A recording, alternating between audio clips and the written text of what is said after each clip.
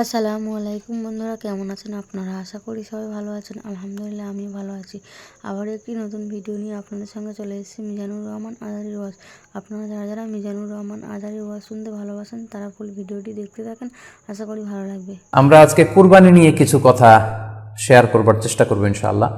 কুরবানির প্রসঙ্গটা আসলেই আমাদের স্মৃতির মানসপটে আমাদের ইব্রাহিম আলাইহিসসালাম এবং ইসমাইল আলাইহিসসালামের যে কুরবানি, ওনাদের যে আত্মত্যাগ, এই দৃশ্যপটটি কিন্তু আমাদের চোখের সামনে ভেসে ওঠে। আমরা জানি যে ইব্রাহিম আলাইহিসসালাম আল্লাহ তাআলার সন্তুষ্টির জন্য স্বীয় পুত্র ইসমাইল আলাইহিসসালামকে কুরবানি করতে চেয়েছিলেন, এবং সেই প্রসঙ্গ থেকেই কিন্তু আমরা প্রতি বছর জিলহজের 10 তারিখে কুরবানি করে থাকি।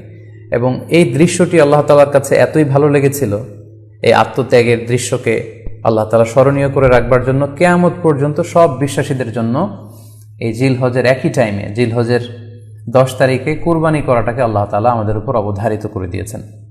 এই বিষয়টি সূরাতুস সাফফাতের 105 নম্বর আয়াতে আল্লাহ তাআলা এভাবে ইরশাদ করছেন, ফালাম্মা বালাগা মাআহু সা'য়া ক্বালা ইয়া বুনাইয়া ইন্নী আরা ফিল মানামি আন্নী আযবাহুক ফানজুর মাযা তারা।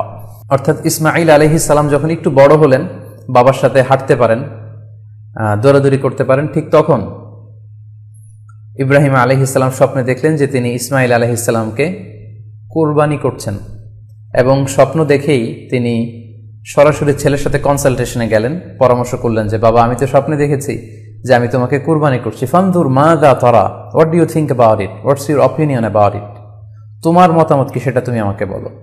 তখন সাইয়েদনা ইসমাঈল আলাইহিস সালাম অত্যন্ত সাহসিকতার সাথে বলিষ্ঠ একটি জবাব দিয়েছিলেন, সেটাও আল্লাহ তাআলা কোরআনে সরাসরি কোট করেছেন। তিনি বলেছিলেন, ক্বালা ইয়া আবাতি ফাআল মা তু'মার সাতাজিদুনি ইনশাআল্লাহু মিনাস সাবিরিন।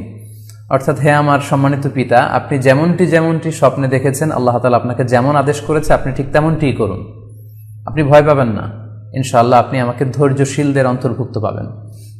একটু কি কল্পনা করা যায় যে সাইয়েদনা ইসমাঈল আলাইহিস সালাম, ছোট্ট শিশু, তিনি যখন শুনলেন যে বাবা তাকে কুরবানি করবে, জবাই করবে, তার প্রত্যুত্তরে তিনি বলেছিলেন, বাবা, আমি ভয় পাচ্ছি না, আমি আপনাকে নিয়ে চিন্তিত, আপনি ভয় পাবেন না, বরং আপনি যা আদিষ্ট হয়েছেন আপনি তাই করেন। কারণ নবীরা যখন স্বপ্নে কিছু দেখে, সেটা সাধারণ মানুষের মতো স্বপ্ন নয়, সেটা ওহী, সেটা আল্লাহর পক্ষ থেকে আদেশ। তো আপনি আমাকে ধৈর্যশীল পাবেন, আপনি ভয় পাবেন না। সাইয়েদনা ইব্রাহিম আলাইহিস সালাম ইসমাঈল আলাইহিস সালামকে কুরবানি করতে শুরু করলেন, জবাই করতে শুরু করলেন। আল্লাহ তাআলার কাছে এই দৃশ্যটি এত ভালো লাগলো, আল্লাহ তাআলা সাইয়েদনা জিবরাইল আলাইহিস সালামকে দিয়ে জান্নাত থেকে একটি বকরি বা মেষ পাঠিয়ে দিলেন। সাইয়েদনা ইসমাঈল আলাইহিস সালামকে ছুরির নিচ থেকে সরিয়ে ফেলা হলো, আর সেখানে ইসমাঈল আলাইহিস সালামের পরিবর্তে একটি জান্নাত থেকে আনা বকরি বা ছাগলকে সেখানে কুরবানি করা হলো। আল্লাহ তাআলা বললেন, কদ সাদ্দাকতা রুইয়া, ইব্রাহিম, তুমি তো তোমার স্বপ্নকে সত্যায়ন করেছো, বাস্তবে রূপান্তরিত করেছো, তুমি তো এই কঠিন পরীক্ষায় সফলতার সাথে উত্তীর্ণ হয়েছ। সাইয়েদনা ইব্রাহিম আলাইহিস সালাম পরীক্ষায় উত্তীর্ণ হলেন, এবং বাপ বেটার এই দৃশ্যায়নটি আল্লাহ তাআলার কাছে এত ভালো লেগেছে, আরশের উপর থেকে আল্লাহ তাআলা এত পছন্দ করেছেন ওনাদের স্যাক্রিফাইসকে, কুরবানিকে, কিয়ামত পর্যন্ত আমরাও যাতে কুরবানি করি, আল্লাহ তাআলা আমাদের জন্য এটাকে অবধারিত করে দিয়েছেন। সম্মানিত, শুধু এখানে আমাদের জন্য সবচেয়ে বড় যে শিক্ষণীয় বিষয়, সেটি হচ্ছে সাইয়েদনা ইব্রাহিম আলাইহিস সালামের ঔরসে যখন ইসমাঈল আলাইহিস সালাম আসে, তখন তাফসীর এসেছে ইব্রাহিম আলাইহিস সালামের বয়স ছিল 86 বছর। Could you imagine that?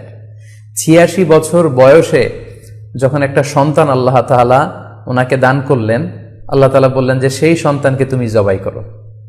আমরা অনেক দম্পতির কথা জানি, তাদের সন্তান হয় না, 15 বছর, 20 বছর, 25 বছর পর অনেক সময় তাদের সন্তান হয়। সেই সন্তানটাকে তারা কত পছন্দ করে, সেই বাচ্চাটাকে তারা কত আদর করে।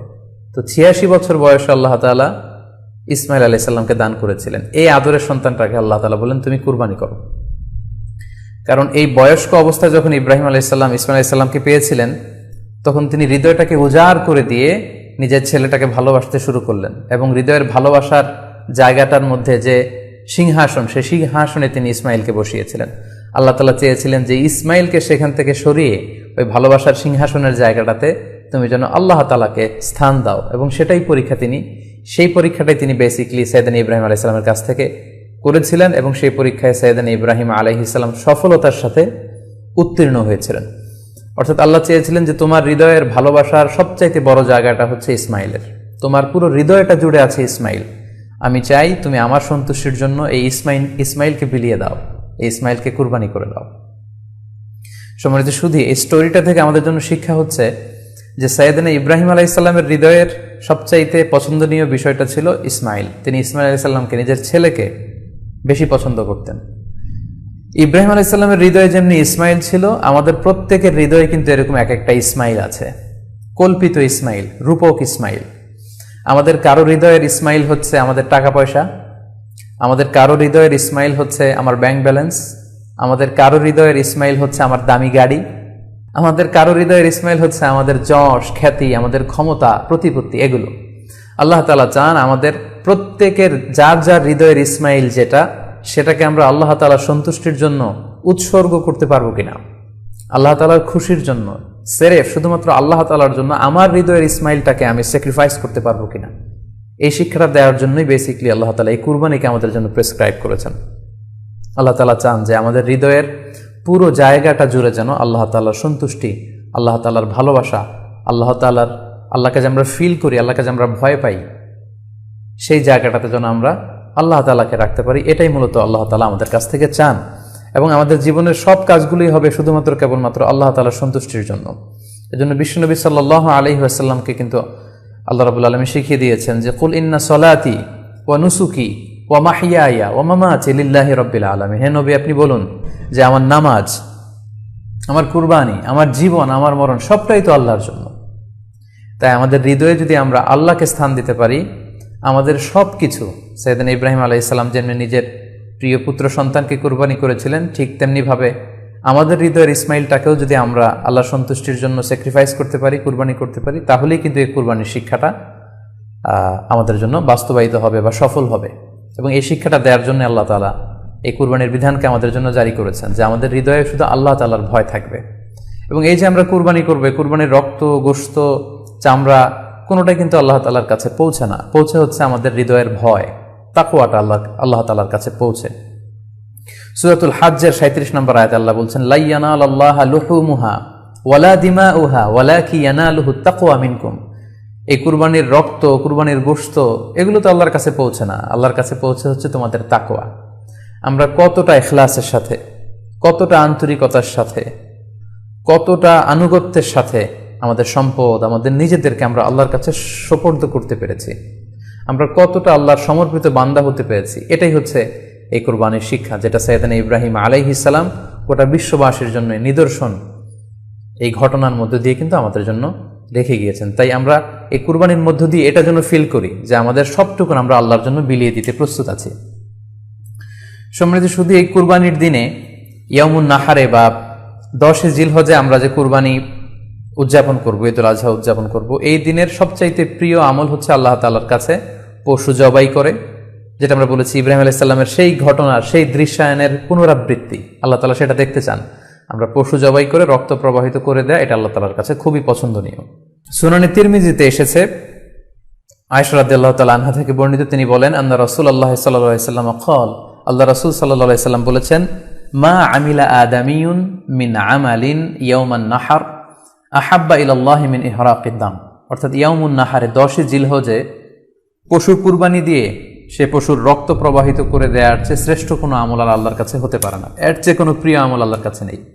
তার মানে কুরবানির দিনে সবচাইতে প্রিয় আমল, আল্লাহর কাছে পছন্দনীয় আমল হচ্ছে কুরবানি করা। তাই আমাদের যাদের সাধ্য আছে আমরা যেন বেশি বেশি কুরবানি করি। সম্মানিত, শুধু আমরা জানি যে এই কুরবানিকে আল্লাহ তাআলা আমাদের উপর আবশ্যক করেছেন। কুরবানির হুকুম সম্পর্কে যদি বলি তাহলে বলবো যে এটা ওয়াজিব হানাফি স্কুল অফ থট অনুযায়ী, কিন্তু অন্যান্য মাযহাবে এটাকে সুন্নাতে মুআক্কাদা বলা হয়েছে। মেজরিটি স্কলাররা, জুমহুরুল ফুকাহা, ইমাম শাফিঈ, আহমদ এবং ইমাম মালিকদের মতে, তাদের মতে এটা হচ্ছে সুন্নাতে মুআক্কাদা। কিন্তু হানাফি মাযহাবে এই কুরবানি করা হচ্ছে ওয়াজিব। যেহেতু আমাদের বাংলাদেশে বেশিরভাগই হচ্ছে হানাফি মাযহাবের অনুসারী, সো এটা কিন্তু আমাদের জন্য অবধারিত। যাদেরকে আল্লাহ তাআলা সম্পদ দিয়েছেন, টাকা পয়সার মালিক বানিয়েছেন, স্বাবলম্বী করেছেন, আমাদের প্রত্যেকের উপর কিন্তু এই কুরবানি করাটা ওয়াজিব। যেহেতু কুরবানি একেবারে আমাদের সন্নিকটে, সো এই কুরবানি নিয়ে আমাদের মধ্যে অনেক ধরনের প্রশ্ন রয়েছে। খুব বেশি যে প্রশ্নটি করা হয়েছে সেটি হচ্ছে জানতে চাওয়া হয়েছে 7 ভাগে কুরবানি করা যাবে কিনা। এই ধরনের প্রশ্ন কিন্তু আমরা আগে শুনতাম না।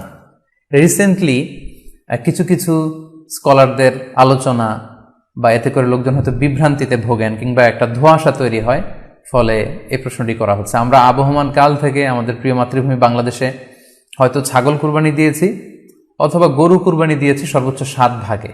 সো এটা আমাদের সবার কাছে জানা ছিল, এ নিয়ে আগে সংশয় ছিল না। ইদানিংকালে অনেকের মধ্যে এই বিষয়ে সংশয় জেগেছে। কেউ কেউ বলে থাকেন যে ভাগে যদি কুরবানি দেওয়া হয় 7 জনে মিলে, গরুতে বা মহিষে বা উটে, এই ভাগে কুরবানি হবে না, এটা অনেকে বলে থাকেন। এই কথাটি আসলে ঠিক নয়।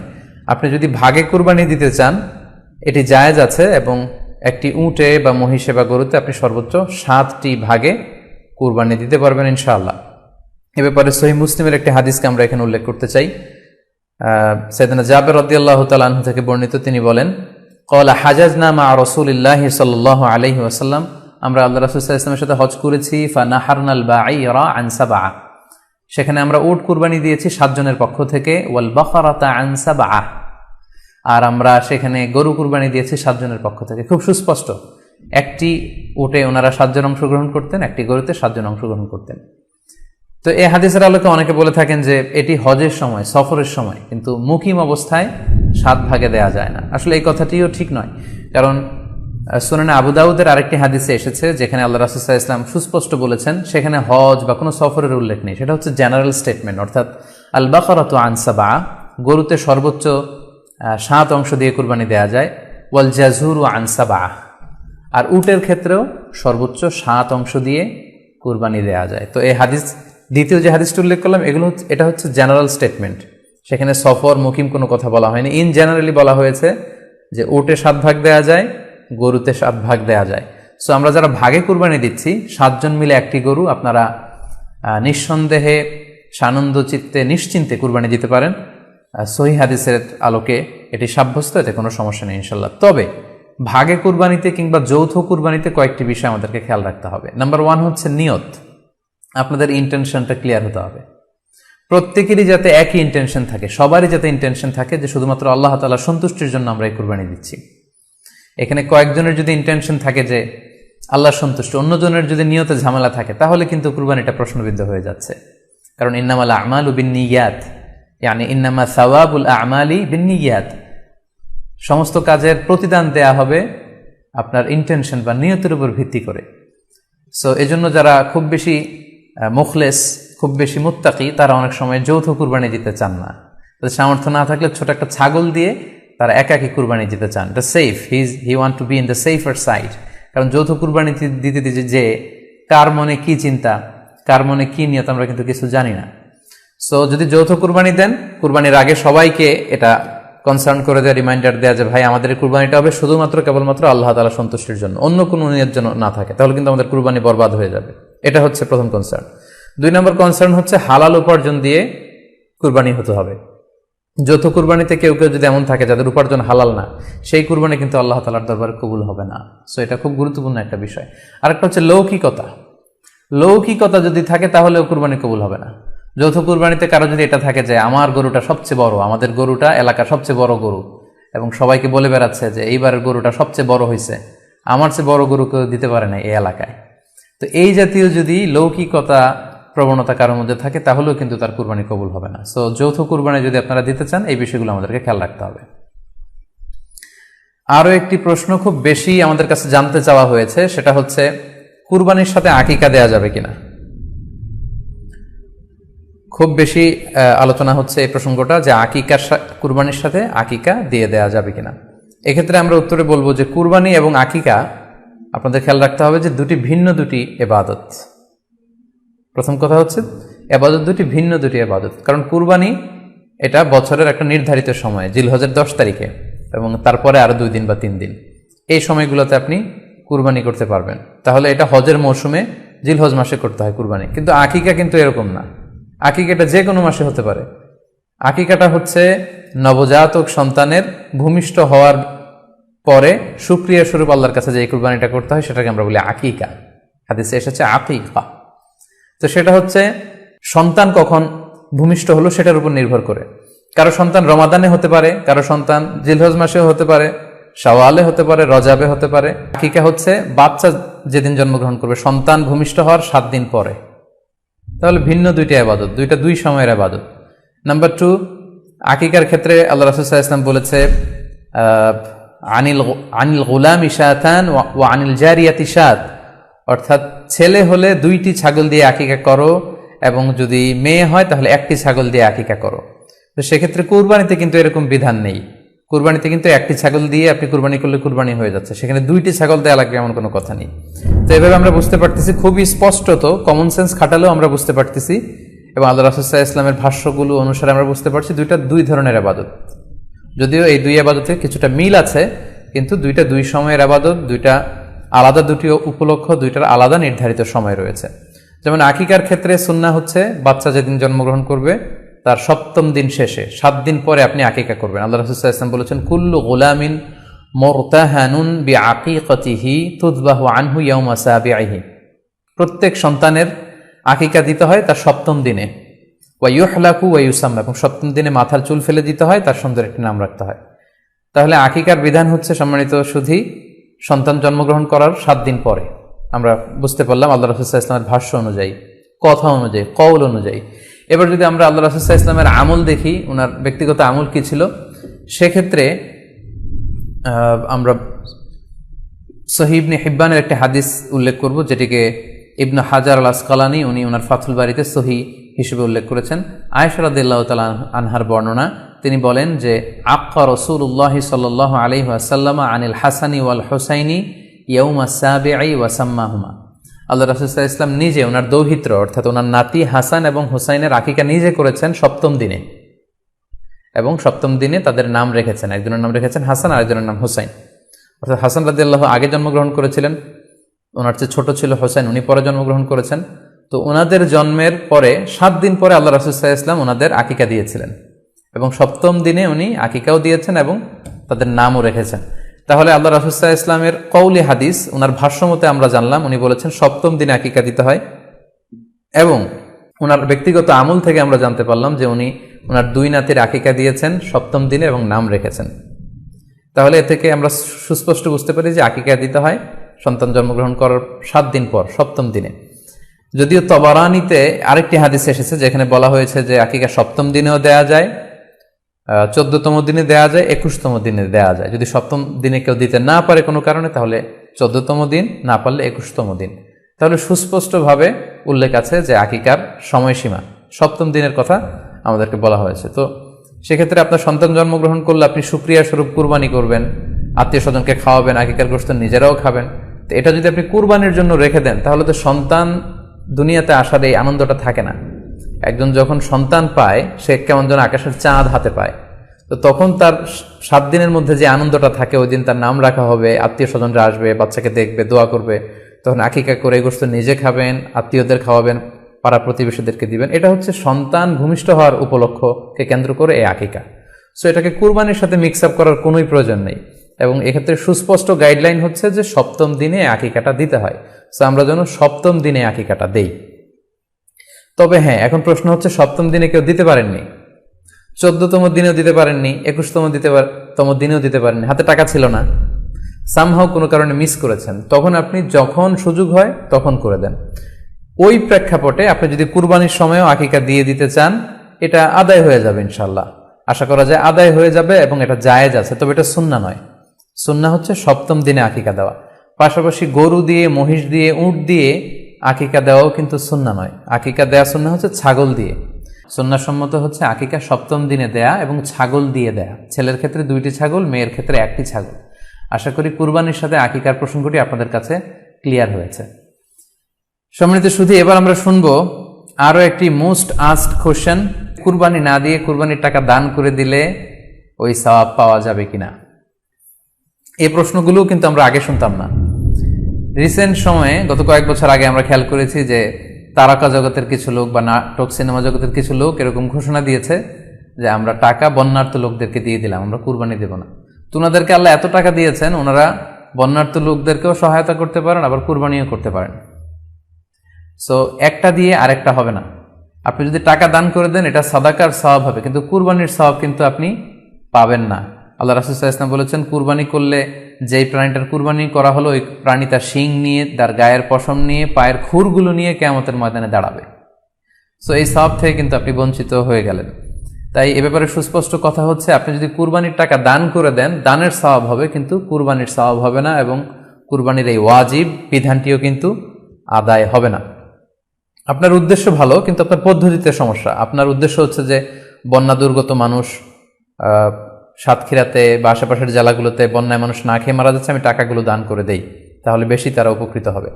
আমি বলবো যে আপনার যদি সামর্থ্য থাকে, সেক্ষেত্রে আপনি বন্যার্থ লোকদেরকে দানও করেন, পাশাপাশি কুরবানিও করেন, দুই জিনিস। অথবা আপনি যদি শুধু কুরবানি করতে চান, সেটাও আপনি করতে পারেন। আপনি কুরবানি করবেন, এতে করে কিন্তু আপনি যে দান করতে চান, আপনার এই পারপাসটাও কিন্তু সার্ভ হবে। কিন্তু কুরবানির টাকা দান করে দিলে কখনো কুরবানি আদায় হবে না। আপনি যদি কুরবানি করেন, এক্ষেত্রেও কিন্তু দরিদ্র জনগোষ্ঠীর বিশাল স্বার্থ এখানে আছে, কারণ বছরের একটা দীর্ঘ সময় ধরে এই সুবিধাবঞ্চিত মানুষগুলো কিন্তু আমিষের অভাবে তারা ভোগে, পুষ্টিহীনতায় ভোগে। তারা এমনও অনেক ফ্যামিলি আছে বছরে শুধু এই কুরবানির সময়, এই মৌসুমটাতে তারা কিছু গোশত খেতে পারে। সো তাদের মধ্যে আপনি কুরবানি করে এই গোশত বিতরণ করতে পারেন। সো এই কোভিড-19 পিরিয়ডে আমাদের উচিত বেশি বেশি কুরবানি করা, কুরবানি করে এই অভুক্ত মানুষদের ঘরে ঘরে কুরবানির গোশত পৌঁছে দেয়া। তাহলে আপনি কুরবানির মাধ্যমে কিন্তু এই গোশত বিতরণ করে তাদের সহায়তা করতে পারলেন। পাশাপাশি যারা খামারি আছে, আপনি কুরবানি করলে এই তাই খামারিদের এই ব্যবসা প্রসেসেও কিন্তু আপনি অংশগ্রহণ করলেন। আপনি তাদের ব্যবসাতে, আল্লাহ তাআলা সুদকে হারাম করেছেন, ব্যবসাকে হালাল করেছেন, তাহলে ব্যবসার মতো একটা চমৎকার কাজেও আপনি সহায়তা করলেন কুরবানির মধ্য দিয়ে। আরও একটা গুরুত্বপূর্ণ বিষয় হচ্ছে, আমাদের গ্রাম বাংলায় কিন্তু আমাদের অনেক গরিব লোকজন আছে বা মা বোনেরা আছে, যারা সারা বছর ব্যাপী ছাগল পালে এই আশায় যে কুরবানির সময় ছাগলটাকে বিক্রি করবে, অথবা গরু পালে।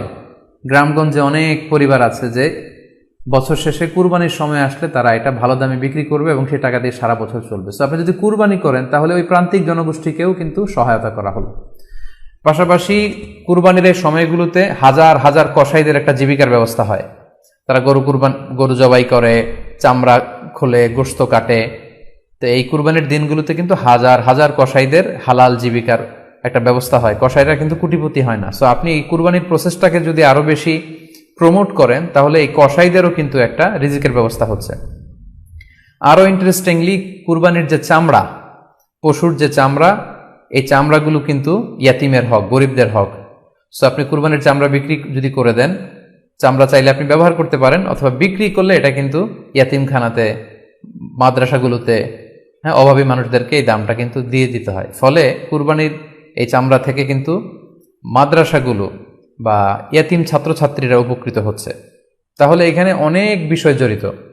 যদিও বর্তমান সময়ে চামড়া শিল্প ধ্বংস করার একটা বিশাল পায়তারা চলছে, চামড়ার দাম পড়ে যাচ্ছে। তো আমরা যদি কুরবানি না দিই, আমাদের চামড়া শিল্প হুমকির মুখে পড়বে। এবং এই যে হাজার হাজার মাদ্রাসা এবং এতিমখানা আছে, যাদের একটা বড় ইনকামের বা আয়ের উৎস হচ্ছে কুরবানির সময় এই চামড়ার টাকা।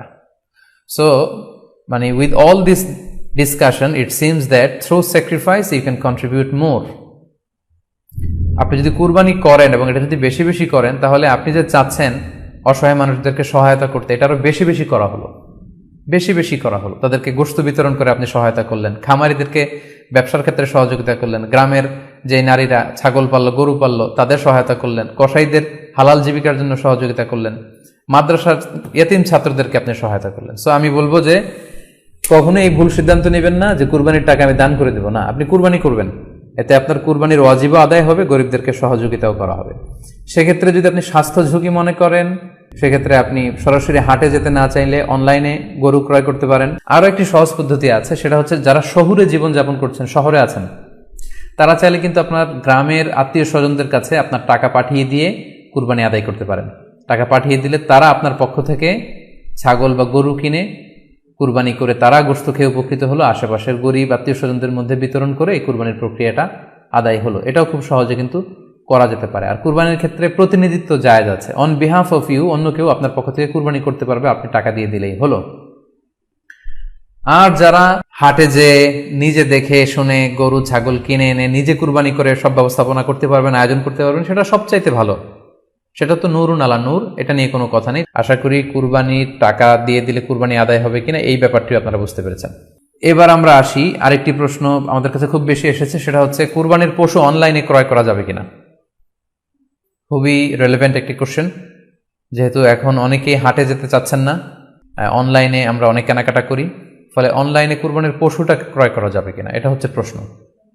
এক্ষেত্রে উত্তর হচ্ছে জি, অন্যান্য জিনিস আপনি যেমনি অনলাইনে ক্রয় করেন সেগুলো যেমনি জায়েজ, অনুরূপভাবে অনলাইনে কুরবানির পশুও ক্রয় করা জায়েজ। বিভিন্ন ডেইরি ফার্ম আছে, অ্যাগ্রো ফার্ম আছে এবং বিভিন্ন গরু ছাগলের খামার আছে। তারা কিন্তু আমি দেখলাম যে তারা গরুর অ্যাড দিচ্ছে, গরুর ভিডিও সেখানে আপলোড করে দিচ্ছে, সেখানে তাদের ক্লায়েন্টরা সেটা দেখে তারা গরু ক্রয় করছে। যে এটা জায়েজ আছে ইনশাল্লাহ। আপনারা যদি স্বাস্থ্য ঝুঁকির কারণে গরুর হাটকে অ্যাভয়েড করতে চান, ওখানে যেতে না চান, আপনারা চাইলে অনলাইনে পশু ক্রয় করতে পারবেন। তবে সেক্ষেত্রে দুটি জিনিস আপনাকে নিশ্চিত হতে হবে, দুইটা জিনিস আপনাকে অনলাইনে পশু ক্রয় করার ক্ষেত্রে নিশ্চিত হতে হবে। প্রথম বিষয় হচ্ছে পশুটা দৈহিকভাবে ত্রুটিমুক্ত কিনা, এটা নিশ্চিত হতে হবে। অর্থাৎ পশুর বিস্তারিত অঙ্গ প্রত্যঙ্গের বর্ণনা আপনার জানা থাকা চাই। পশুটা সুস্থ আছে কিনা, বাহ্যিকভাবে সমস্ত ত্রুটিমুক্ত কিনা, এটা জানতে হবে। 2 নম্বর হচ্ছে পশুর বয়স সম্পর্কে আপনার জানতে হবে, কারণ যে কোনো বয়সের পশু দিয়ে কুরবানি করা যায় না, এটার একটা নির্ধারিত বয়স সীমা দেওয়া আছে শরিয়াতে, সেটা আপনাকে মেনটেন করতে হবে। প্রথম হচ্ছে সালিমাতুন মিনাল উয়ুবিজ যাহিরা, বাহ্যিক ত্রুটিমুক্ত হওয়া। যে কোনো পশু দিয়ে কিন্তু, অসুস্থ পশু দিয়ে কুরবানি করলে কিন্তু কুরবানি হবে না। এক্ষেত্রে আমরা সুনানে নাসাইর একটি হাদিস উল্লেখ করব। হাদিসটি সহিহ, বারা ইবনে আসিব রাদিয়াল্লাহু তাআলা আনহু বর্ণনা করেছেন। আল্লাহ রাসূল সাল্লাল্লাহু আলাইহি ওয়াসাল্লাম বলেছেন, লা ইয়াজুজু মিনাদ দাহায়া আল আওরাউল বাইয়িনু আওরুহা, এমন পশু দিয়ে কুরবানি হবে না যেই পশুটা সুস্পষ্টভাবে অন্ধ। অন্ধ কানা কোনো পশু দিয়ে কুরবানি হবে না। ওয়াল আরজাউল বাইয়িনু আরাজুহা, খোড়া, কুরবানি যেখানে করা হবে ওই জায়গা পর্যন্ত হেঁটে যেতে পারছে না, মাঠ থেকে বাড়িতে আনা যাচ্ছে না, এরকম খোড়া প্রাণী দিয়ে কুরবানি করা যাবে না। ওয়াল মারিদাতুল বাইয়িনু মারাদুহা, খুব বেশি অসুস্থ, খুবই দুর্বল অসুস্থ প্রাণী দিয়ে কুরবানি করা যাবে না। ওয়াল আজফা উল্লাতি লা তুনকি, এবং এমন বয়স্ক বৃদ্ধ প্রাণী যে অতি বয়সের ভারে এটা নুজ্জ হয়ে গিয়েছে এবং এর হাড্ডির ভেতরে যে মজ্জা শুকিয়ে গিয়েছে, এরকম প্রাণী দিয়েও কিন্তু কুরবানি করা যাবে না। তাহলে সুনানে নাসাইয়ের এই সহিহ হাদিসটির মধ্য দিয়ে আমরা বুঝতে পারলাম যে অন্ধ প্রাণী দিয়ে কুরবানি করা যায় না, খোড়া প্রাণী দিয়ে করা যায় না, খুবই দুর্বল প্রাণী দিয়ে এবং খুব বয়স হয়েছে এরকম প্রাণী দিয়ে কিন্তু কুরবানি করা যাবে না। তারপর আমরা সুনানে তিরমিজির আরেকটি হাদিস এখানে উল্লেখ করব। এই হাদিসটিও হাসান পর্যায়ের হাদিস। বর্ণনাকারী হচ্ছেন আলী রাদিয়াল্লাহু তাআলা আনহু। তিনি বলেন, নাহা রাসূলুল্লাহ সাল্লাল্লাহু আলাইহি ওয়াসাল্লাম আইয়ুদহা বিআ'যাবিল করনি ওয়াল উযুন, অর্থাৎ আল্লাহ রাসূল সাল্লাল্লাহু আলাইহি ওয়াসাল্লাম শিং ভাঙা এবং কান কাটা এরকম প্রাণী দিয়ে কুরবানি করতে নিষেধ করেছেন। অর্থাৎ ব্রোকেন হর্নস অ্যান্ড ইয়ার্স, কোনো পশুর যদি শিং দুটো ভাঙা থাকে অথবা কান কাটা থাকে এরকম প্রাণী দিয়ে কুরবানি করলে কুরবানি আদায় হবে না। পশুর কানের ব্যাপারে আরও সুস্পষ্ট হাদিস এসেছে সুনানে তিরমিজিতে, এটিও হাসান পর্যায়ের হাদিস। বর্ণনাকারী সাইয়েদনা আলী রাদিয়াল্লাহু তাআলা আনহু, তিনি বলেন যে নাহা রাসূলুল্লাহ সাল্লাল্লাহু আলাইহি ওয়াসাল্লাম আইয়ুদহা বিমুকাবালাহ আও মুদাবারাহ আও শারকা আও খরকা আও জাদআ, অর্থাৎ আল্লাহ রাসূল সাল্লাল্লাহু আলাইহি ওয়াসাল্লাম মুকাবালা মানে এমন প্রাণী যেই প্রাণীর কানের সামনের অংশ কাটা, এরকম প্রাণী দিয়ে কুরবানি করা যাবে না। আও মুদাবারা, এমন প্রাণী যে প্রাণীর কানের পেছনের অংশ কাটা, সেটা দিয়ে কুরবানি করা যাবে না। আও শারকা, অথবা কানের মাঝখানে কাটা, দুই দিক ঝুলে আছে, করা যাবে না। আও খরকা, অথবা কানের ভেতরে ছিদ্র, পশুর কানে যদি ছিদ্র থাকে, কেটে যে ছিদ্র হয়ে গিয়েছে, ড্রিলড হয়ে গিয়েছে, সেই প্রাণী দিয়ে কুরবানি করা যাবে না। আও জাদা, অথবা নাক কাটা, এরকম প্রাণী দিয়ে কুরবানি করা যাবে না।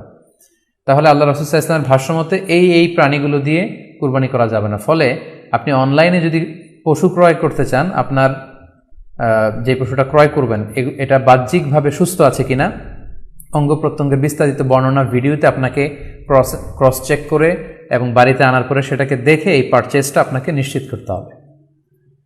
2 নম্বর খেয়াল রাখবার বিষয় হচ্ছে পশুর বয়স। কুরবানির পশুর একটা নির্ধারিত বয়স সীমা আছে। সেক্ষেত্রে উটের জন্য 5 বছর হওয়া লাগবে কমপক্ষে, গরু বা মহিষের ক্ষেত্রে কমপক্ষে 2 বছর হতে হবে এবং ছাগলের ক্ষেত্রে কমপক্ষে 1 বছর হতে হবে। আবার বলছি, উট 5 বছর, গরু 2 বছর এবং ছাগল 1 বছর। তবে মেষ বা ভেড়া, দুম্বা এগুলো যদি 6 মাসের হয়, দেখতে যদি মোটা সোটা হয়, 1 বছরের মতো মনে হয়, তাহলে সেগুলো দিয়েও কুরবানি করা যাবে। সেক্ষেত্রে পশুর যে দাঁত আছে, নিচের পাটের যে পশুর দাঁত, এই দাঁতগুলোর পাশে 2টা ধারালো দাঁত থাকে, এগুলো উঠেছে কিনা এগুলো দেখে দেখে আপনারা পশুর বয়সকে নির্ণয় করতে পারবেন। তাহলে অনলাইনে ক্রয়ের ক্ষেত্রে আমাদের উত্তর হচ্ছে যে অনলাইনে আপনি পশু ক্রয় করতে পারবেন। সেক্ষেত্রে আপনাকে দুটি বিষয়ে খুব খেয়াল রাখতে হবে। এক হচ্ছে পশুর অঙ্গ প্রত্যঙ্গ ঠিক আছে কিনা, বাহ্যিকভাবে সব ধরনের ত্রুটিমুক্ত কিনা। 2 নম্বর হচ্ছে পশুর বয়স। এই দুটি জিনিস যদি আপনি এনশিওর করেন, আপনি অনলাইনে পশু ক্রয় করে সেটা দিয়ে কুরবানি করলে কুরবানি হয়ে যাবে ইনশাল্লাহ, কোনো সমস্যা নেই। আরও একটি প্রশ্ন আমাদের কাছে খুব বেশি এসেছে, সেটা হচ্ছে কুরবানি কি পুরো পরিবারের পক্ষ থেকে একজন দিতে হবে নাকি সামর্থ্যবান প্রত্যেকের দিতে হবে? আমি আবার বলছি, প্রশ্নটি হচ্ছে যে অনেকে এই প্রশ্নটি করেছেন যে পুরো পরিবার থেকে একজন দিলে হয়ে যায় নাকি সামর্থ্যবান প্রত্যেকের দিতে হয়। সম্মানিত দিনী ভাই এবং বোনেরা, এটি একটি মতবিরোধপূর্ণ মাসআলা, অর্থাৎ এই মাসআলার ক্ষেত্রে স্কলারদের মধ্যে মতভেদ পাওয়া যায়। এক্ষেত্রে 2টি মতামত। একদল স্কলার বলেছেন যে এটা পরিবারের পক্ষ থেকে একজন দিলে আদায় হয়ে যাবে। অপর মতামত হচ্ছে যে না, সামর্থ্যবান প্রত্যেকেরই দিতে হবে। আমরা 2টি মতামত নিয়ে আলোচনা করি। প্রথম মত হচ্ছে যে এক পরিবারের পক্ষ থেকে একজনই যথেষ্ট। এই মতামতটিও দলিলের দিক থেকে বেশ শক্তিশালী। সেক্ষেত্রে আমরা মেহনাফ ইবনে সুলাইম রাদিয়াল্লাহু তাআলা আনহুর বর্ণিত একটি হাদিস সুনানে আবু দাউদে এসেছে। হাদিসটি হাসান পর্যায়ের হাদিস। তিনি বলছেন, ওয়া নাহনু উকুফুন মা রাসূলিল্লাহ বিআরাফাতিন, আমরা রাসূল সাল্লাল্লাহু আলাইহি ওয়াসাল্লামের সাথে 9 জিলহজ আরাফার ময়দানে ছিলাম। ক্বালা, তখন আল্লাহ রাসূল সাল্লাল্লাহু আলাইহি ওয়াসাল্লাম আমাদেরকে বলেছেন, ইয়া আইয়ুহান নাস, হে মানব সকল, ইন্না আলা কুল্লি আহলি বাইতিন ফি কুল্লি আমিন উদহিয়া, অর্থাৎ প্রত্যেকটি, আল্লাহ রাসূল সাল্লাল্লাহু আলাইহি ওয়াসাল্লাম বলেছেন, প্রত্যেকটি ফ্যামিলির জন্য প্রতি বছর একটি কুরবানি ওয়াজিব হয়। আমি আবার বলছি, প্রত্যেক ফ্যামিলির জন্য প্রতি বছর কুরবানি দিতে হয় কয়টি? একটি। তাহলে কুরবানি পরিবারের পক্ষ থেকে একটি দিলেই আদায় হয়ে যাবে।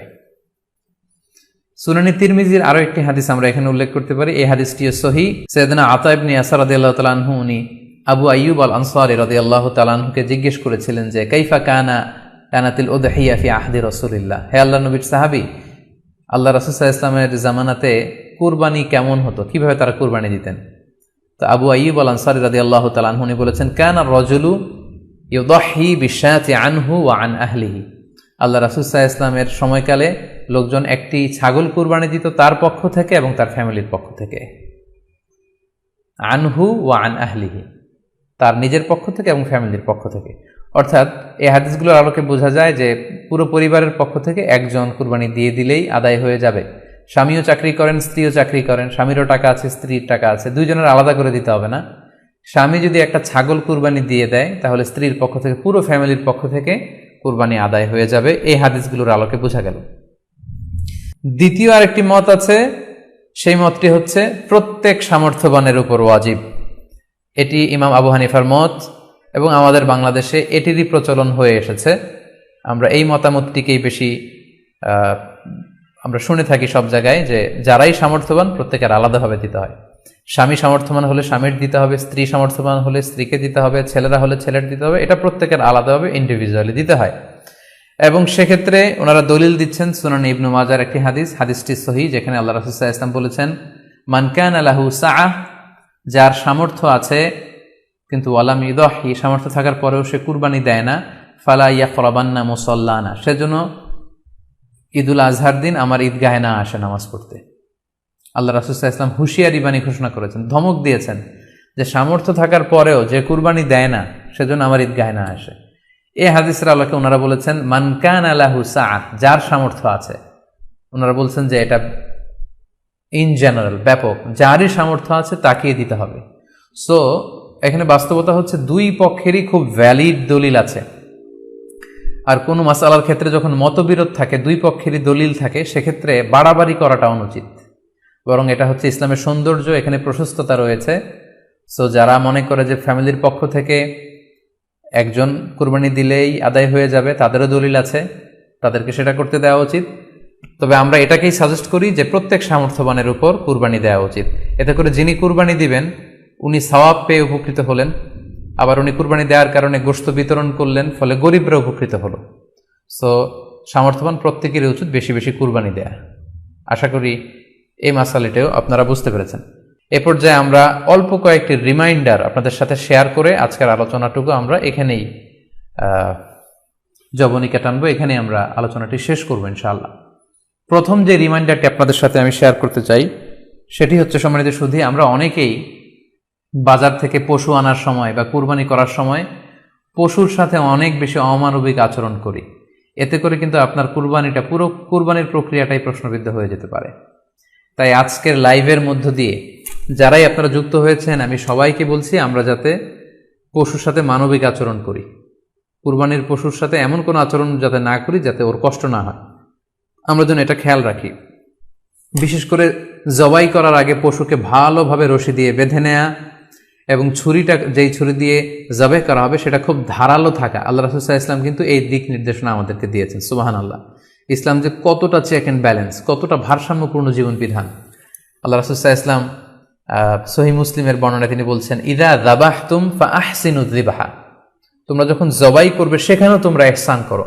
কেননা আল্লাহ তাআলা সব জায়গায় ইহসানকে অবধারিত করেছেন। আমরা জীবনে যাই করব না কেন সেটা ইহসানের সাথে করতে হবে। তো পশুটাকে কিন্তু আমি জবাই করব, স্লটার করব।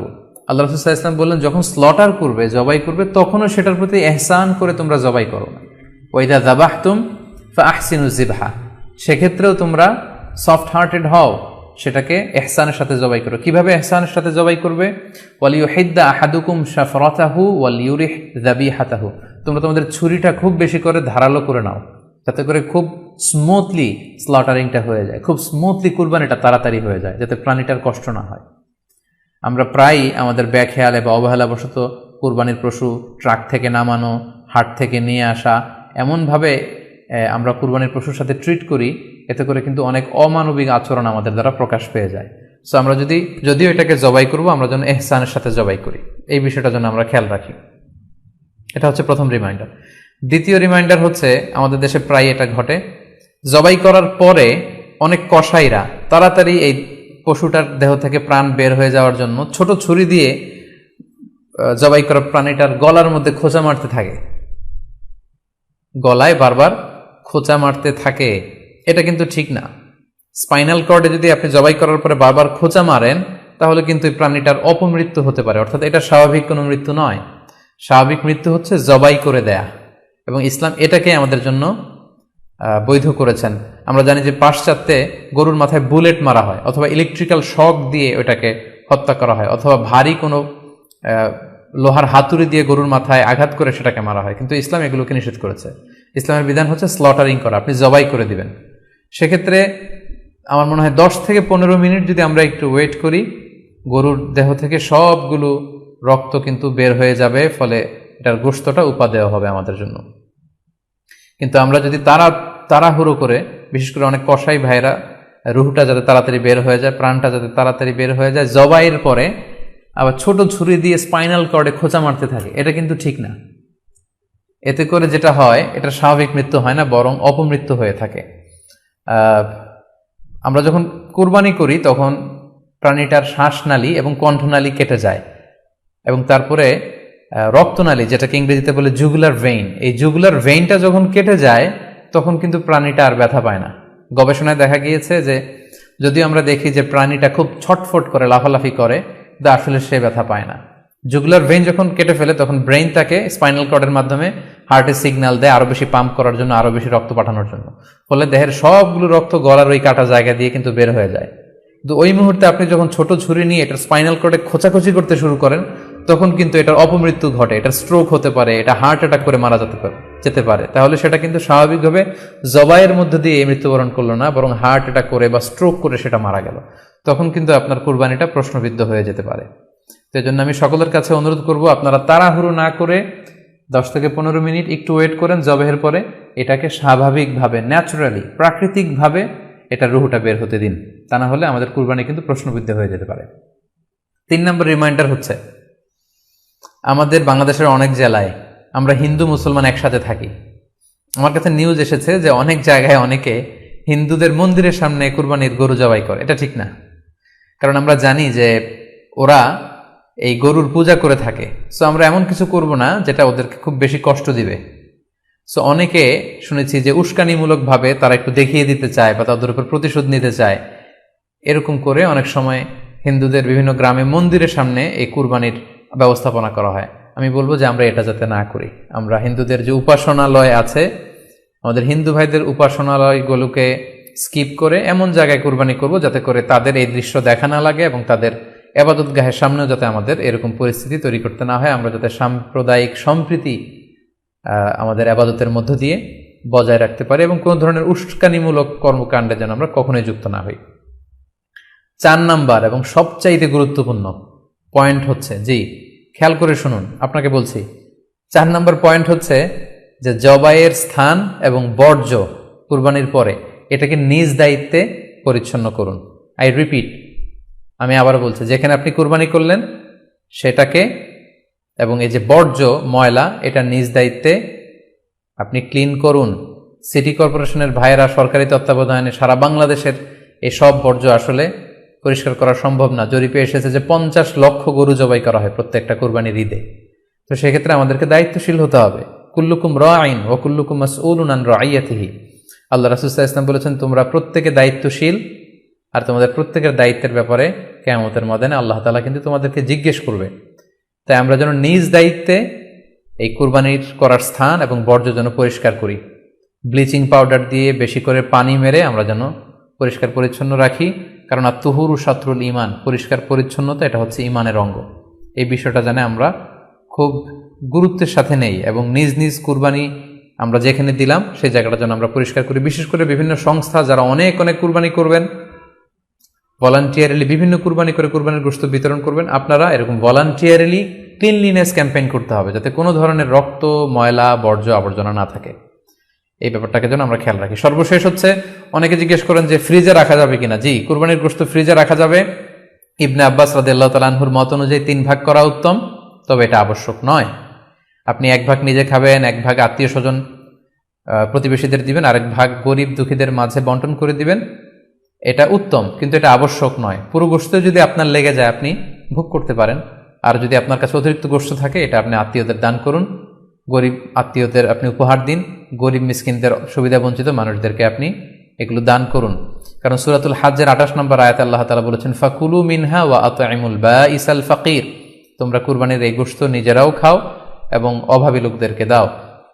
এবং সহিহ বুখারীতে আল্লাহ রাসূল সাল্লাল্লাহু আলাইহি ওয়াসাল্লামের একটি বর্ণনা, আল্লাহ রাসূল সাল্লাল্লাহু আলাইহি ওয়াসাল্লাম বলেছেন, কুলু ওয়া আত'ইমু ওয়াদাখিরু, অর্থাৎ কুরবানির গোশত তোমরা খাও, ওয়া আত'ইমু মানে অন্যদের খাওয়াও, ওয়াদাখিরু এবং তোমরা এটাকে প্রিজার্ভ করে রাখো বা জমা করেও রাখতে পারো। অর্থাৎ আপনি চাইলে ফ্রিজে রাখতে পারবেন, আপনি পরবর্তীতে খেতে চাচ্ছেন আপনি রাখতে পারবেন ইনশাআল্লাহ। সো উত্তম হচ্ছে 3 ভাগ করে 1 ভাগ নিজে খাওয়া, 1 ভাগ আত্মীয় স্বজনদের প্রতিবেশীদের দেয়া এবং 1 ভাগ অভাবী, সুবিধা বঞ্চিত, গরিব মিসকিনদের মাঝে বন্টন করে দেয়া। এবং অবশ্যই অবশ্যই যাদের সামর্থ্য আছে আপনারা বেশি বেশি কুরবানি করুন এবং এই কুরবানির মধ্য দিয়ে আমরা অনেক অনেক প্রান্তিক জনগোষ্ঠী, সুবিধা বঞ্চিত মানুষ, তাদের কাছে আমাদের সহায়তাগুলো পৌঁছে দিতে পারবো। সম্মানিত সুধী, আপনাদের সবাইকে আবারও শুকরিয়া জানাই, আপনাদের সবাইকে আবারও আন্তরিক শুভেচ্ছা এবং অভিনন্দন।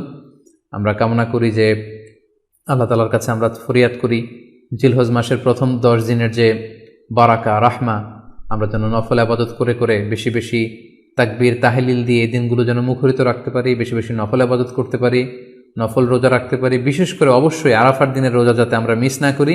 গোটা মুসলিম উম্মার জন্য আমরা দোয়া করি যে এই ঈদুল আজহার উৎসব যাতে আমরা ভাব গাম্ভীর্যের সাথে ইবাদতের মধ্য দিয়ে, আনন্দ উৎসবের মধ্য দিয়ে পালন করতে পারি। আপনাদের সবার জন্য আমি দোয়া করছি, আমি নিজেও আপনাদের সবার কাছে দোয়া চাই। আল্লাহ তাআলা আপনাদের সবাইকে ভালো রাখুক, সুস্থ রাখুক, ঈমানের সাথে রাখুক। আপনারা শেয়ার করবেন বলে আশা করছি। সুবহানাকাল্লাহুম্মা বিহামদিকা আশহাদু আল্লা ইলাহা ইল্লা আনতা আস্তাগফিরুকা ওয়া আতুবু ইলাইক। আসসালামু আলাইকুম ওয়া রাহমাতুল্লাহি ওয়া বারাকাতুহু। ভিডিওটি ভালো লাগলে একটি লাইক, কমেন্ট ও শেয়ার করে পাশে থাকবেন বন্ধুরা। যারা যারা শেষ পর্যন্ত ভিডিওটি দেখেছেন তাদের জন্য অনেক অনেক ভালোবাসা থাকলো বন্ধুরা। আর নতুন নতুন ভিডিও পেতে চ্যানেলটিকে সাবস্ক্রাইব করে পাশে থাকবেন বন্ধুরা। ভালো থাকবেন, ধন্যবাদ।